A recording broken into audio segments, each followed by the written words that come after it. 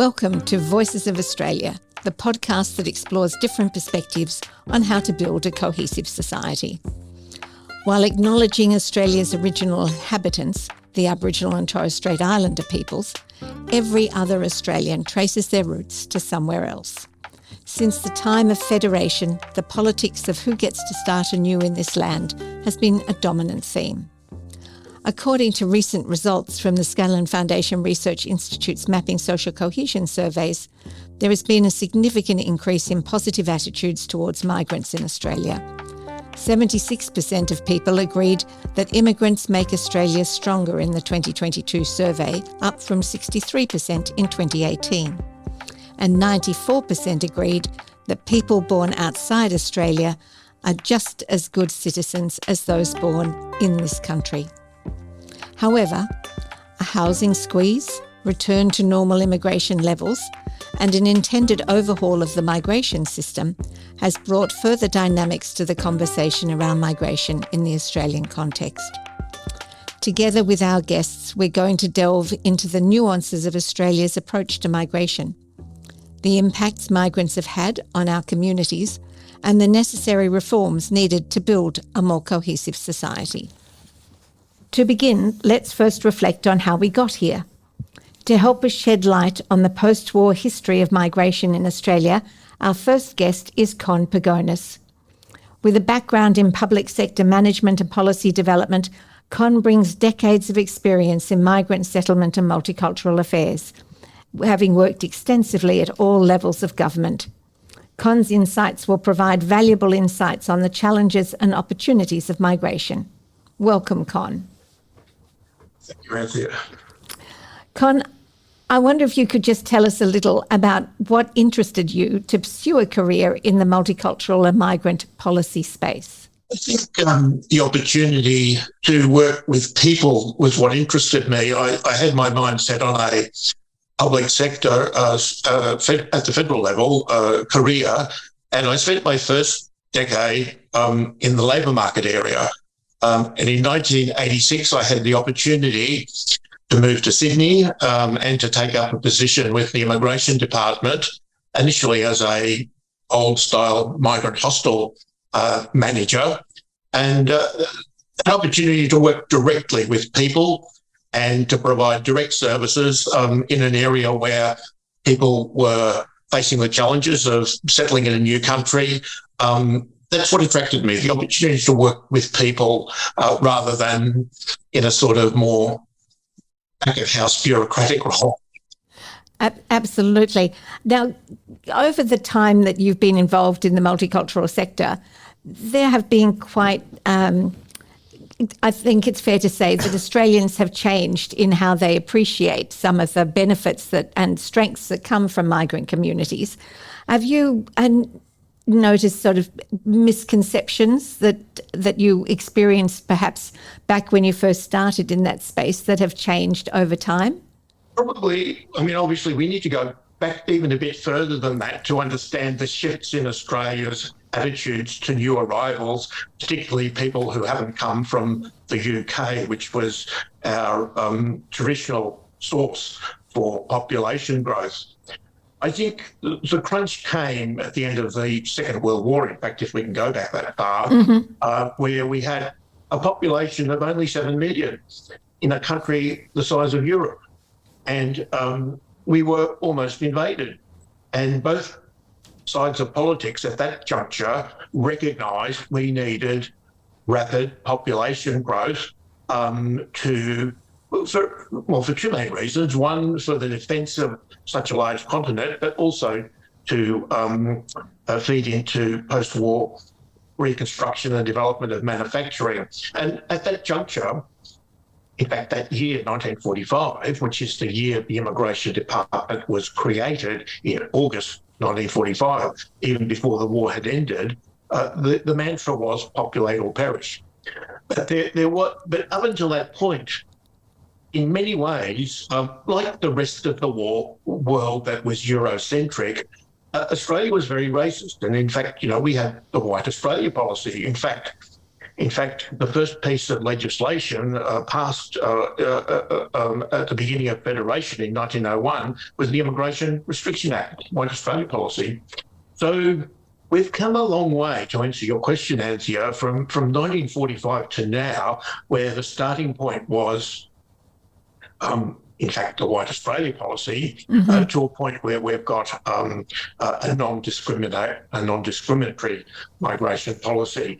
And so that's been a huge swing in both government policy and public attitudes. And the reason for that, well, there are a myriad of reasons for that.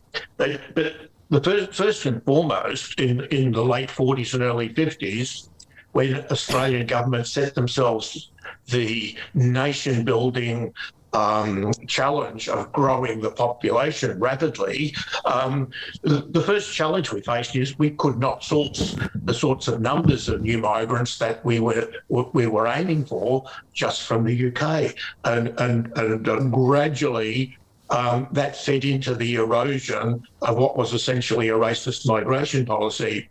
But there were lots of other factors feeding into that, including shifts in social values, and so that by the 1970s and 80s, people's social values had shifted significantly towards embracing a more multicultural approach to the evolution of Australian society. Con, there is an argument, or has been an argument, that the people's attitudes, positive or negative, towards migrants has varied depending on the economic circumstances of Australia. Is that something that you've seen? Yes, but I think even more importantly than that is leadership at the political level. And one of the reasons our early migration programs from, say, 1945 right up until the 1990s, one of the reasons that was so successful, because even right through that period, regardless of ebbs and flows of the economy, we've always had an element in the community which has pushed back on new arrivals, particularly new arrivals from cultures that they weren't familiar with. But I think probably the main reason for the success of the migration program right through the 50s and 60s was bipartisan support from both sides of politics.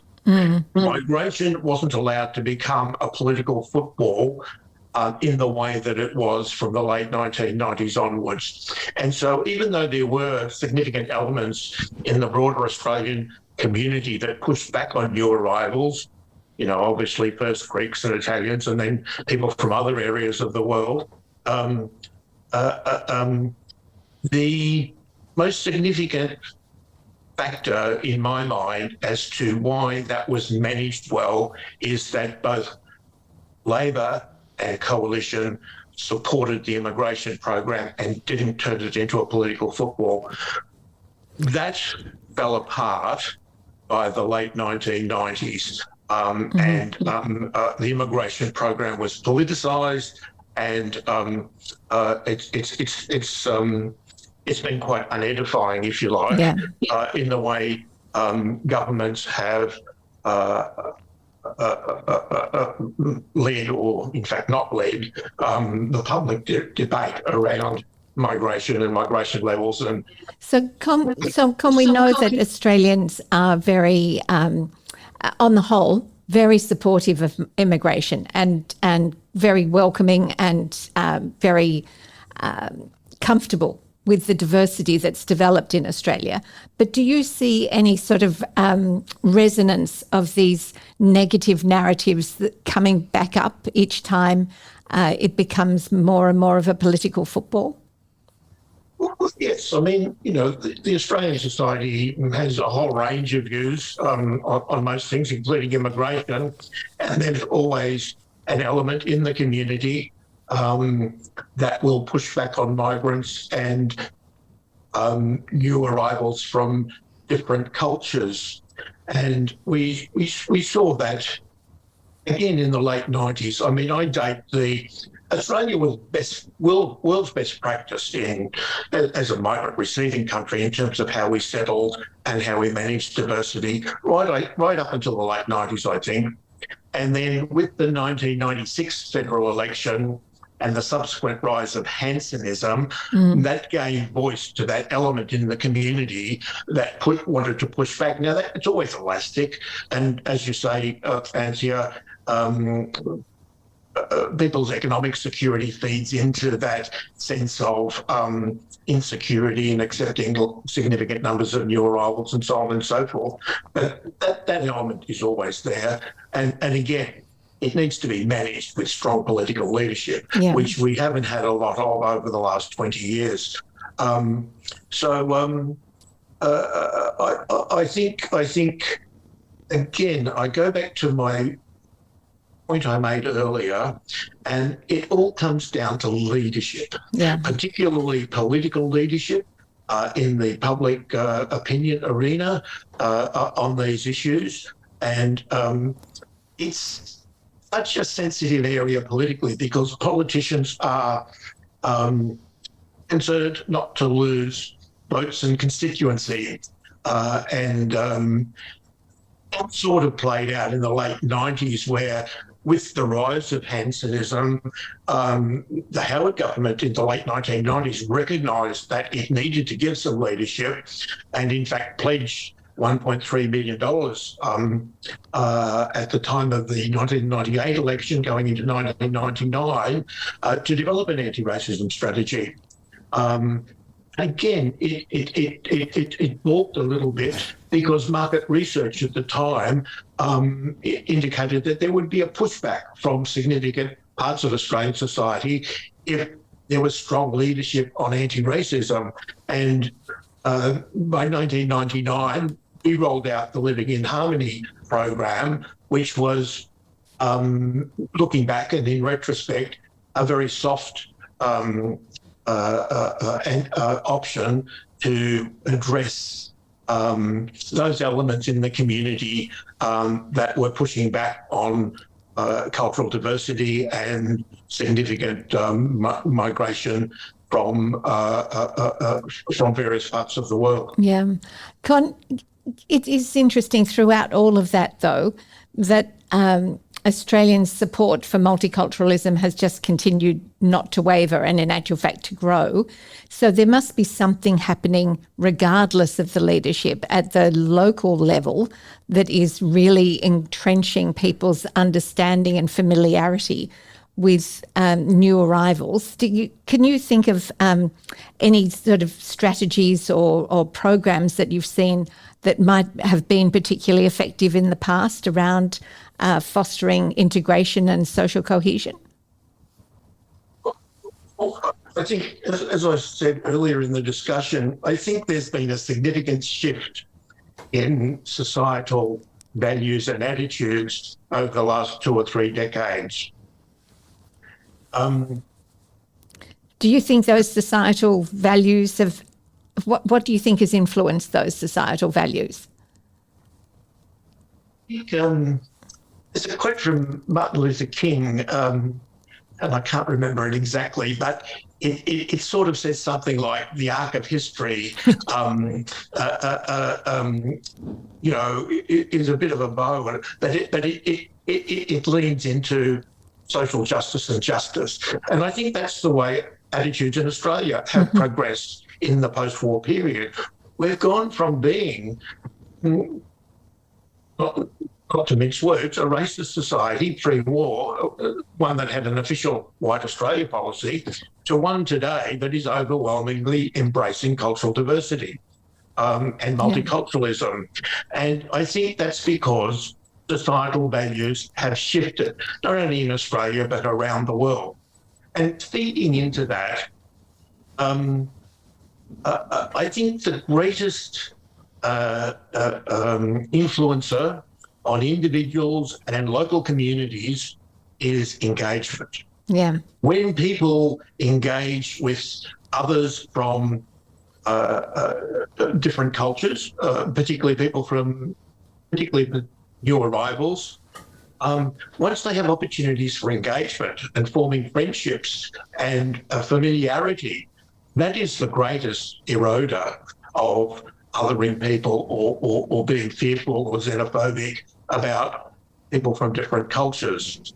And Australian culture isn't set in concrete. It's a work in progress and a moving feast, and it evolves, and it's influenced by long-time migrants and settlers and new arrivals, and they both influence each other. And it's a mix of new arrivals engaging with the Australian lifestyle and Australian values, if we can use that term, but also older established Australians opening themselves to different cultures. Yeah. Again, that happens at local level through engagement, and that's why various programs that we have that encourage and facilitate engagement of new arrivals with other Australians and with other migrant communities. That's the greatest leverage that we can have to foster a community where people appreciate and value each other. Absolutely. It is really interesting because quite apart from your very extensive career in policy development and the work that the government does at all sorts of different levels, you've gone above and beyond in regard to your volunteering work that you do across the communities, but often at a very local level. And you were very well known for quite some time for a very extensive newsletter that you put out regularly about all the activities that were happening certainly across Victoria, but probably well beyond, I imagine. I'm just wondering if any one or two particular examples stand out to you of really effective programs that have been run that you really either participated in and enjoyed, or ones that you know have had ramifications at that local level?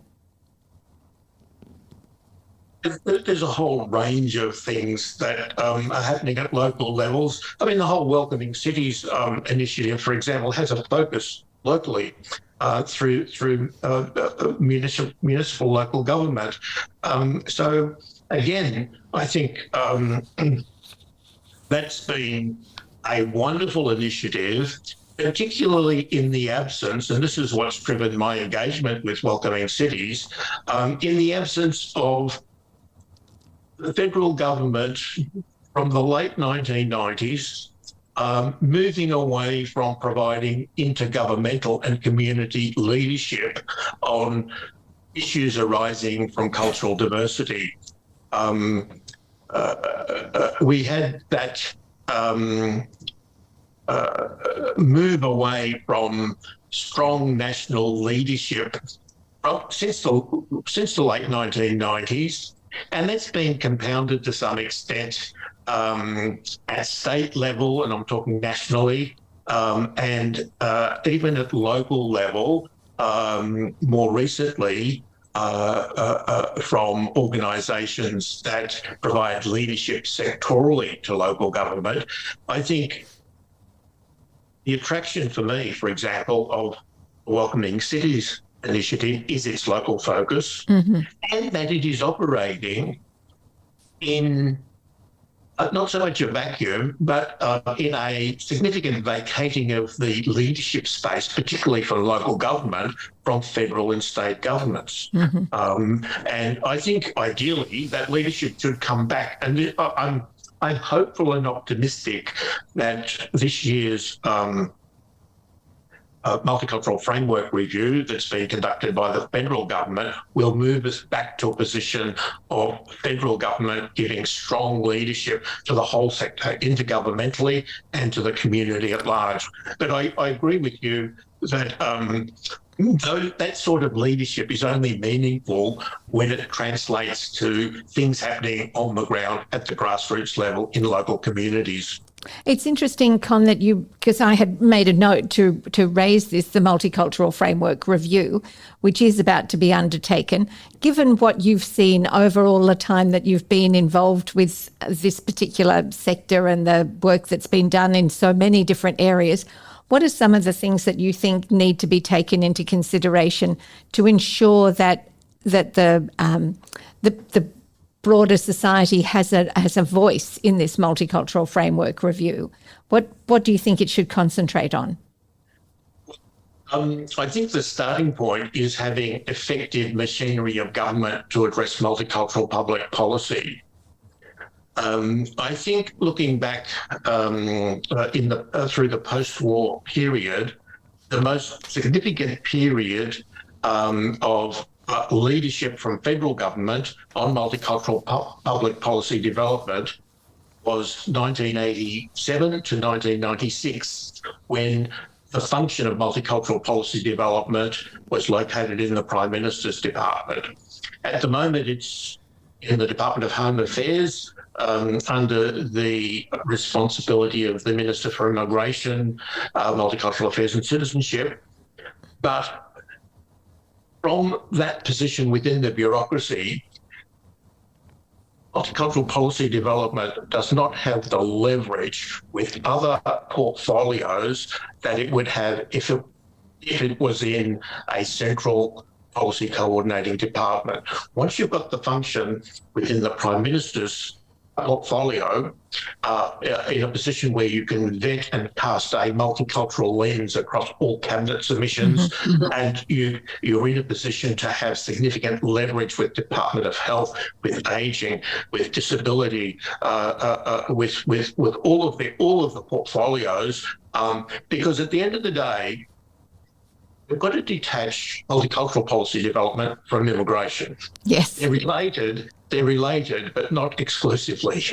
And the significance of multicultural public policy, if it's to be effective, is that it needs to be an all-of-government policy, and therefore it needs to be managed from a central policy coordinating portfolio. And therefore, I think the single most important prerequisite of effective policy development in the multicultural space is for it to be managed from a department like Prime Minister and Cabinet. Yeah. Now, the one of the underlying fundamentals of doing this review is to ensure that they consult extensively across all different communities across Australia.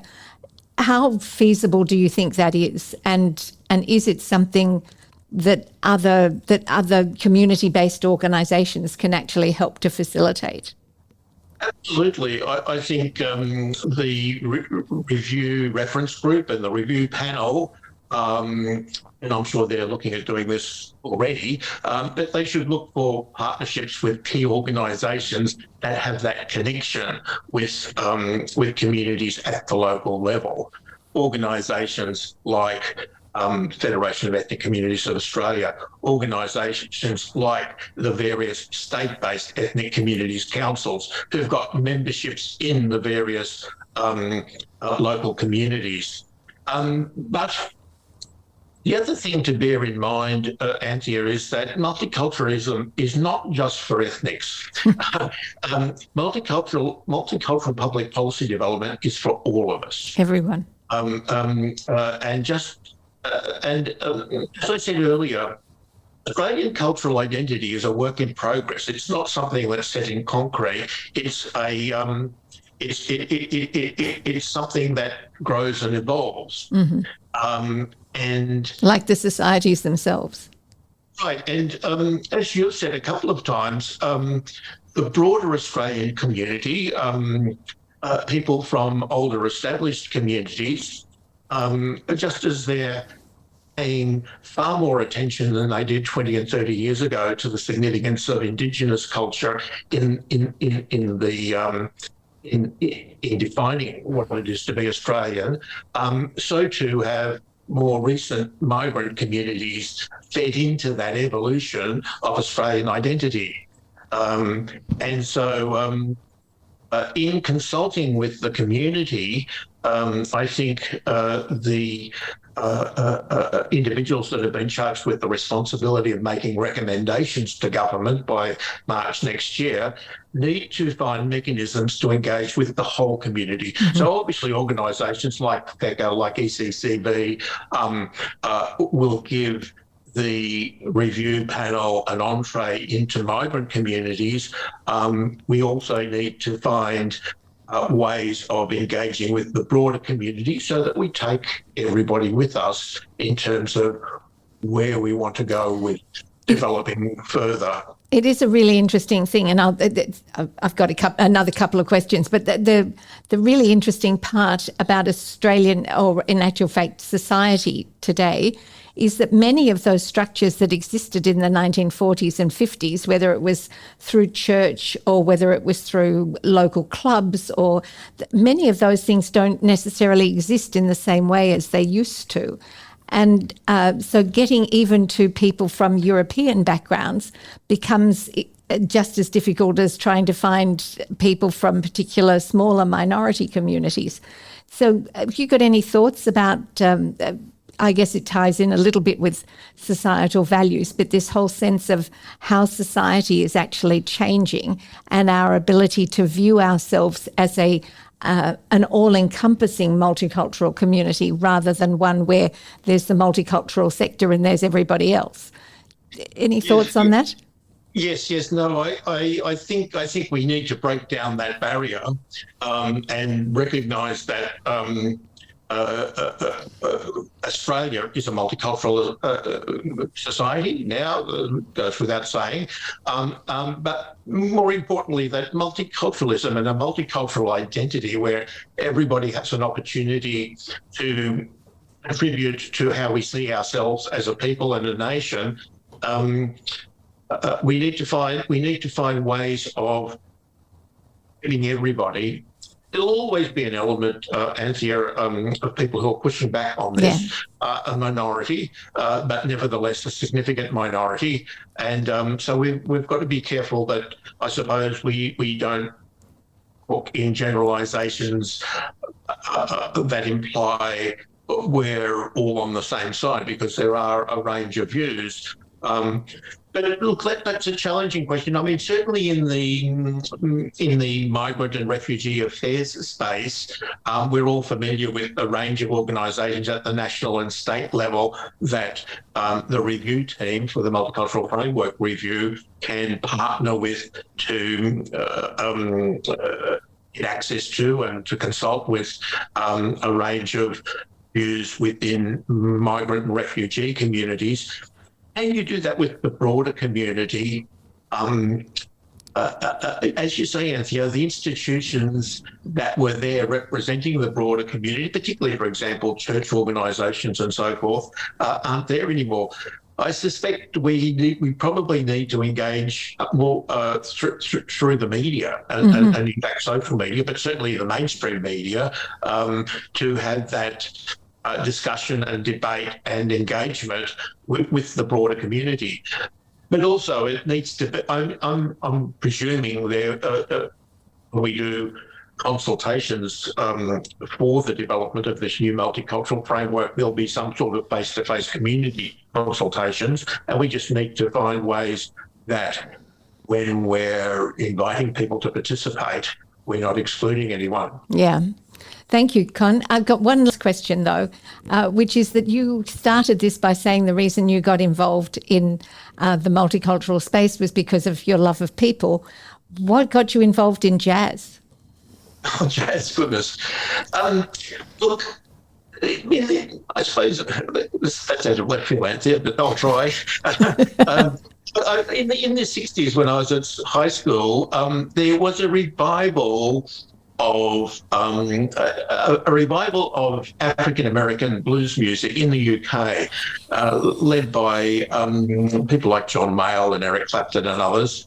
And that got us into, when we were high school kids, that got us into an interest in African American culture and music, and jazz.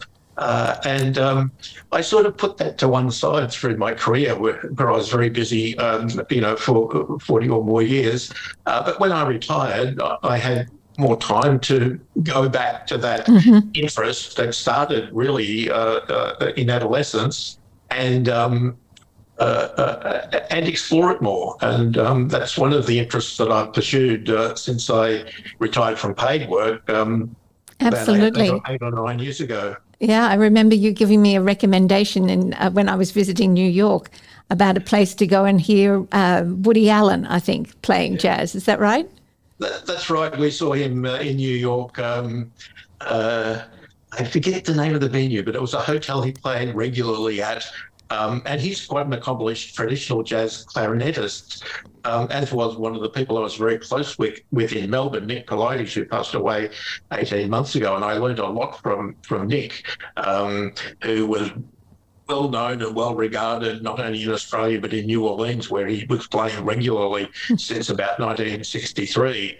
And I suppose while we're on that subject, Anthea, jazz is a multicultural creation.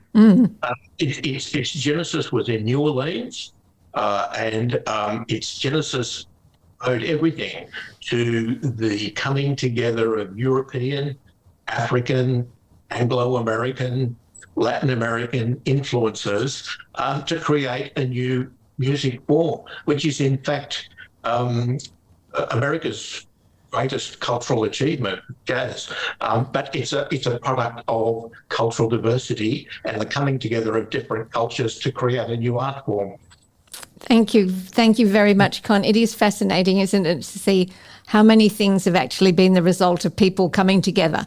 So it's an absolute pleasure to have spent this time with you. Thank you very much. And thanks, Anthea, for the opportunity. Thank you. Our second guest today is author, consultant and community volunteer Dungel.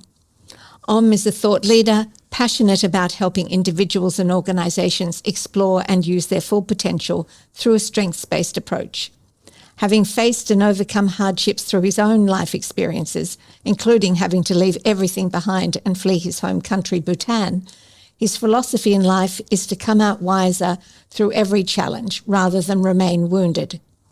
A passionate humanitarian, currently spends half of his time in paid work and the other half in volunteering. He recently released his book, Bhutan to Blacktown, Losing Everything and Finding Australia. Welcome to the podcast, Thank you, Anthea. Thank you so much for having me on this program and the opportunity to have this conversation with you. Oh, it's a real pleasure. I really want to commend the transformational work that, Scanlon Foundation does and really, appreciate and commend your leadership. Thank you very much, but it's just as much a privilege for me to be talking to you. Your personal story is incredibly compelling. How has your experience of fleeing Bhutan and living as a refugee in Nepal shaped your perspective on migration in Australia? Okay, to start with migration, I think I was just thinking about this, it's talk about migration. And I think migration is a phenomena that has happened since time immemorial. There are but two kinds of migration. One is a forced migration where you are forced to leave your country, home country, and other one is migration by choice. Now, it's also the availability or the lack of choice. When it's forced migration, you don't choose where you go to most times. And when it's migration by choice, then you basically decide where you want to go and choose to live there. Now, given my experience and what has happened around the world in the past, migration, I find, is a normal human phenomenon and nothing to be scared of, as we see happening in different places, different parts of the world sometimes. But something to be embraced, I found, Secondly, to create a life that you want post-migration, we really need to acknowledge the past, which has already happened. Like I became a refugee, that has happened. I can't really undo that. and move forward, it doesn't really mean we forget the past, but we simply acknowledge what has happened and how can we move from living in the regret of the past and the fear of the future as we were, living as refugees. We're actually living in the learnings of the past because you have so much rich learning, even as a refugee, and then look at the possibilities of the future. So, it's about, I tend to create belonging wherever I go and really enjoy being where I am. So for me, migration, it needs to be, positive sort of outcome rather than, regretting the past and hanging on to the past. So really moving forward. You strike me as being an optimist most of the time. I'm just curious as to whether or not you feel that optimism is something that is characteristic of people who might have gone through a similar life journey to you. At the end of the day, you find that there is no choice, but not to be optimistic, because when I had the choice to leave my country, like leaving behind my 2-year-old daughter and my wife, that was a choice I had. And if I was angry or frustrated or any other thing, like I was already suffering enough, by the external factors. Yeah. Now, if I brought in more pain within myself, internally generated, feelings and pain, I would be adding to my own, suffering. So, when that happens, then you just have that hope and, creating a future that you want. Otherwise, you got nothing else. So, why make it worse rather than, create that, visualize something. If it doesn't happen, it doesn't happen. But if it happens, then you have a new life. So I've had several instances where I had to do that. One time I was, attacked by robbers and, broken my head, almost in 2 pieces. And, the blood was oozing out, and I had to simply press my head and sort of think of my, lovely parents and my siblings and think that they're waiting for me and I cannot let go myself. So sometimes you have to get to that situation. So I think optimism has saved my life, and I continue to feel that we can create that future by just getting that smile and, going out there and let other people smile. Well, it's quite an extraordinary example, but nonetheless, I do think you do have the impression is that you just have to keep moving forward. Yeah, and there's certainly in your career you've continued to move in interesting directions. I mean, you had a career in telecommunications for a while, so it's interesting to see that you've now moved into the social sector. Was there a drive? I know, everybody who's got children has a drive to that sense of financial security that you want to create for your family. So did you follow a path in order to ensure that was your first priority, but now you're in a position to actually be able to give back in a way that you weren't before? I think I really find this topic really interesting, where people have to make a career choice. And a lot of us get stuck and we are not able to move forward. But if you look at research, it shows that people will change their careers at least once in their lives, even in my generation. And I belong to the other generation. Now, average person tends to go through 3 to 7 career change, but in the current environment, the new generation, I think it will be more like 5 to 7 career changes. So if you keep those stats, the research in mind, then the career change doesn't become too painful. Sometimes, I find migrants have this painful career change. And we just have to take it as it's quite normal for a career change, we do, go through that change. And if you're coming to a different country and different environment, then it's going to happen anyway. So it was important for me to look at, what opportunities this country offered and what transferable skills I had, to avail these opportunities. And also, like in my case, sometimes we need to take a step back to take 2 steps forward. for instance, before coming to Australia, I was trained as a telecom engineer and quickly moved into management. Now, by the time I settled in Australia, I wasn't current with my technical skills, so I couldn't really apply for a technical job. And also, I couldn't straight away get into an equivalent, management position because I didn't have local experience or in the, like the local knowledge of the, organization that I was acting. So I took up an entry-level role at Telstra after doing, many odd casual roles, including at a factory assembly line and, at the coast checkout. But given my qualification and past experience, I was able to move up fairly quickly. And I think this is where we need to sort of, and my choice to move into social sector was, again, a choice that I made to see how can I make a little more impact, how it was in pursuit of wanting to grow the impact of my work, And I've been blessed to be resettled in this beautiful country, and how I can, my challenge is always, challenging myself as to how can I contribute to the wider society, and in particular to the cause of refugees around the world. So perhaps for me, it was that why it drove my, career change. And I've sort of, because I'm sort of very clear with my why, I'm very comfortable with where I've moved to now and what I do now. Given that the range of experiences you've gone through from your home country all the way till now, you must come across quite a lot of misconceptions along the way.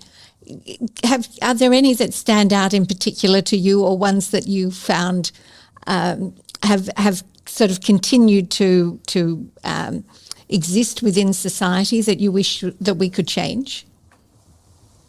If you sort of talk about more the career change and settling in a new country, etc., I think that's where I've seen that there is a lot of support in this country, for example, and there are a lot of well-meaning people wanting to help. And I came across something which I thought, I went through 52 applications and 52 rejections. A lot of people know about this story of mine, and a lot of people would sympathize and say, you know what, this is a racist country. They won't give you a job because you are a refugee, you are a migrant, etc., etc. And I always thought about this. I was digging a little deeper into it and thinking, I have not written I'm a refugee. Mm-hmm. I'm not said there are people like me, all over Australia, and why should anybody discriminate me? And at the end of the day, we found that it was my, interview skills. It was one of my skilled migrant placement officer, she did a mock interview and found that I wasn't maintaining an eye contact. And because I wasn't maintaining that eye contact, they thought that one, I was either telling a lie, or two, I wasn't confident. So I wouldn't get the job. Now, once I started making that eye contact, I had offers after offers. Yeah. So sometimes, we don't go deeper into the actual issues. Rather, we sort of take the easier approach of saying, this is a racist country. This is, as a migrant or refugees, you don't get this. But if you go deeper into it, people are so helpful. I've found people with a heart of gold. So really, for any migrants or refugees, I would really, encourage that we start looking at what transfer skills do I bring to this country, rather than looking at, what position I had or what title I had. So I think that's something we need. If somebody is supporting it, service provider is supporting people, then we need to help people to dig deeper into the actual problems, rather than taking things at a surface and blaming the institutions or the systems. Yeah, these personal anecdotes are so incredibly important. Are there one or two others that you could share with us that you share with other people that are trying to settle into Australia, as to what they might like to think about or do in order to help their transition be more successful? I think we could go a little further into that. I think I had a lot of instances where, after I went through that exercise, I started helping people to sort of say they don't have to go through this if they knew some, small tips and tricks, and I was working with, I was, again, people referred to me, although I'm not at institutions or anything. So somebody will say, you go to home and he might help you. And I had a lady long time ago, like she came from former USSR. And when I started this conversation, she said, kept asking her, what did you do? What are your skills? Do you have a resume, etc.? And she always said that, I lived in a refugee camp. I know nothing. I have nothing. I didn't know anything. And then we started from the nothing and started having that conversation. After three conversations, I found that she had a lot more skills and expertise than I had. As a woman with having raised three children and, husband, working outside, all that time management skills, raising children and so many other skills she had. And she was also volunteering in the community in the refugee camp, leading a group of women. And she discounted all that, thinking that was in a refugee camp. So it didn't count. If you start digging deeper into people's sort of, what did you do? You may not have a title or you may be just a volunteer, but then you have done so much as a refugee in a refugee camp. Mm-hmm. So I always ask people, hey, what's your passion? Yes. What did you love doing? What did you do in the camp? And somebody say, I was hairdresser. Okay, that's a starting point. Fantastic. You can get this person engaged and you get this person connected with the hairdresser. And you don't force this person to learn English because, that person wants to be a hairdresser anyway. Mm-hmm. If you're a French speaking or German speaking or whatever, Afghanistan, or Bhutan, they would want to be a hairdresser. They need to learn language. Mm-hmm. So they'll make every effort to learn the language while becoming a hairdresser. So I think if we just flip the approach we have in terms of what passion and strengths we have, and let's start talking about that. And in the process, address the needs. But currently, we tend to focus on, hey, what do you need? Oh, you don't know the language, so you start learning the language. But the person doesn't know why he or she's learning the language. Would she ever get there? Doesn't have the clue. So I think if we simply flip the approach that we currently have in terms of being nice and helping people, how do we nurture what they already have? Yeah, there's that optimism again.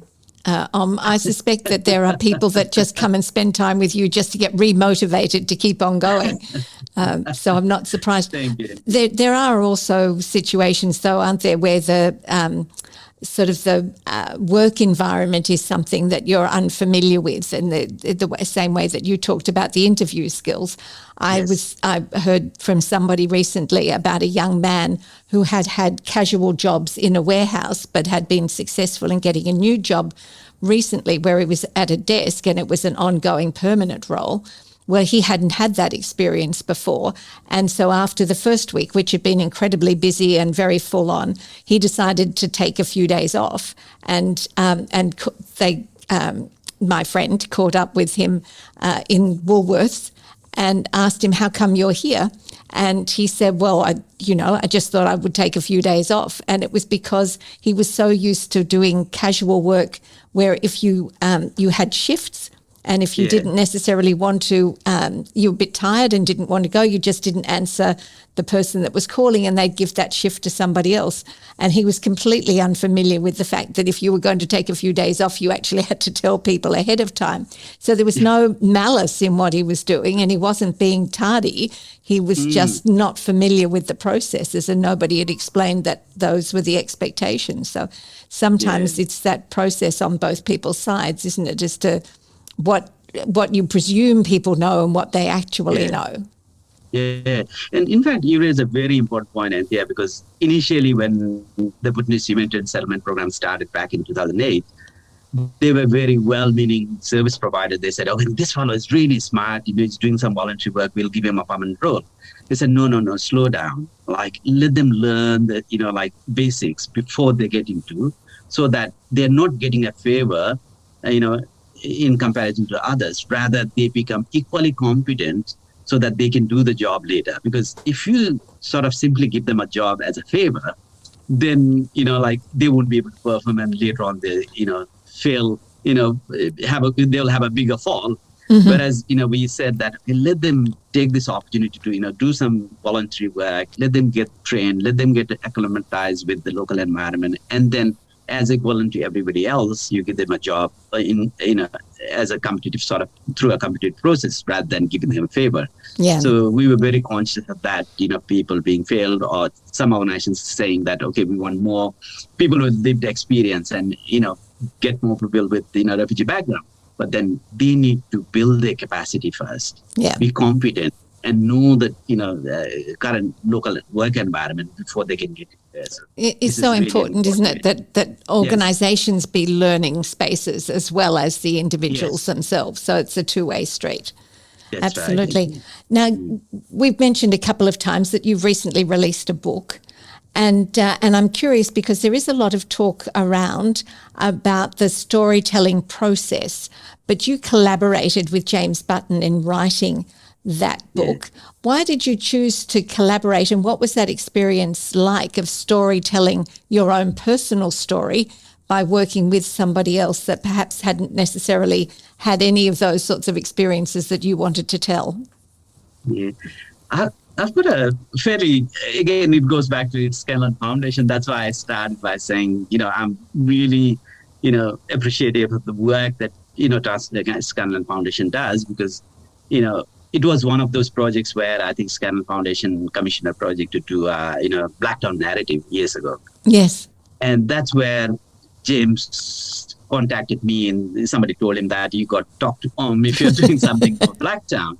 And that's where our journey started. And we had, after a number of coffee catch-ups at, 2x4 Cafe at Fairwater in Blacktown, we got a lovely cafe next to it. And, we started a conversation and James did that piece of work and a chapter was dedicated to my own work in there.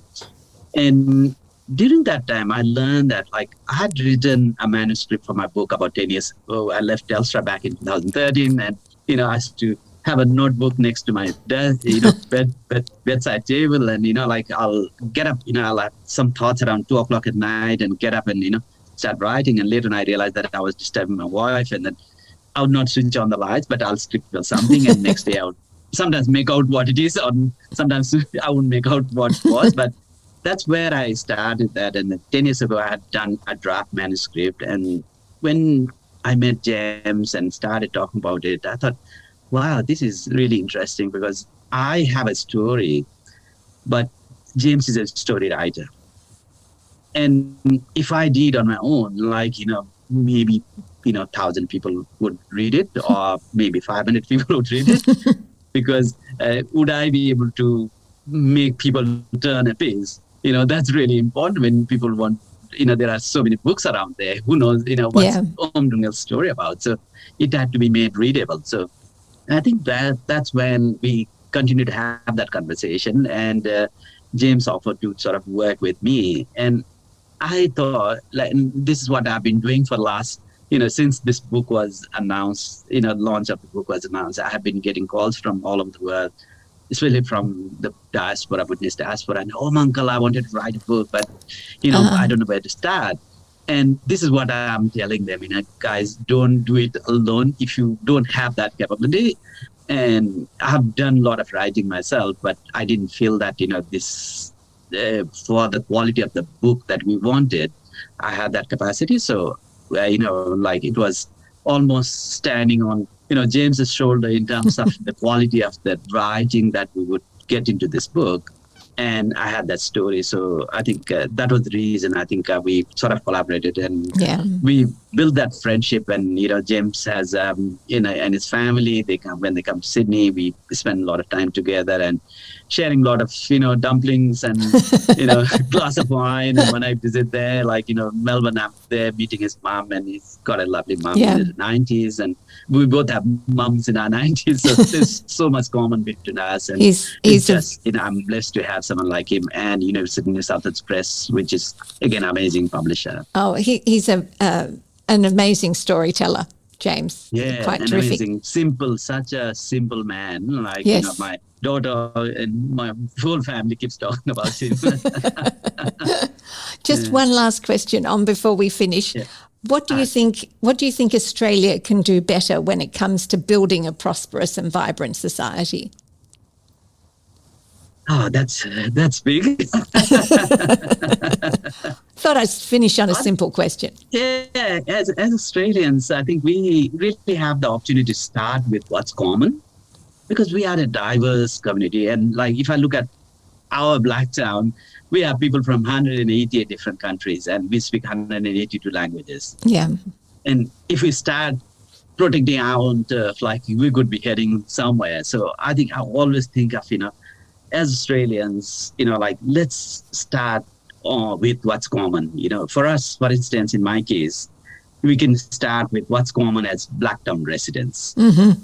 We all want a safe neighborhood, and we all want a clean neighborhood. Yeah. A neighborhood where children can play with each other, where elderly are taken care of, and they can walk around and feel safe. That's all very common. Absolutely. Everybody wants the same things. Yeah. If we start with our religious or ethnic background or nationality, then we are starting with our differences. Yeah. And once you identify with a certain identity, like our king did, like he identified with the Northern Britnese, and he had to protect the Northern Britnese at any cost. Mm-hmm. So he, evicted other half of the country. So 1/7 of the population. So first, I think start with what's common. We develop better understanding of each other. We develop better relationships, and we start enjoying each other's company, culture, each other's food, and we can create a prosperous and thriving, in my case, multicultural Black town, and by extension, a thriving multicultural Australia. Yeah. It's a wonderful thought. And I absolutely agree. We have to stick to the issues that everybody has in common and not worry about exactly where people have come from. It's relatively irrelevant when it comes to how we live our daily lives.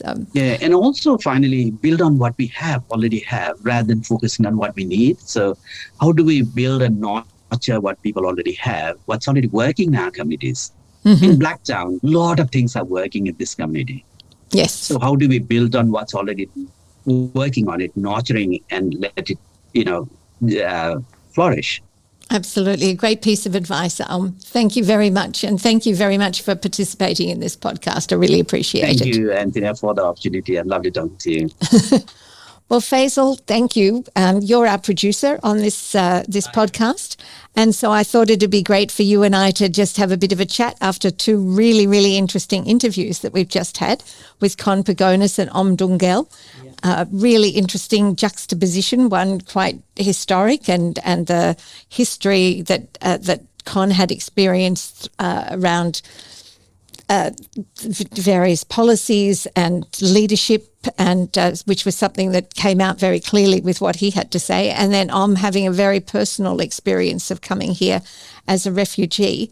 I just thought I'd hear your views on this. I think I was trying to keep count of how many times Con mentioned the word leadership. So I think that message came out loud and clear.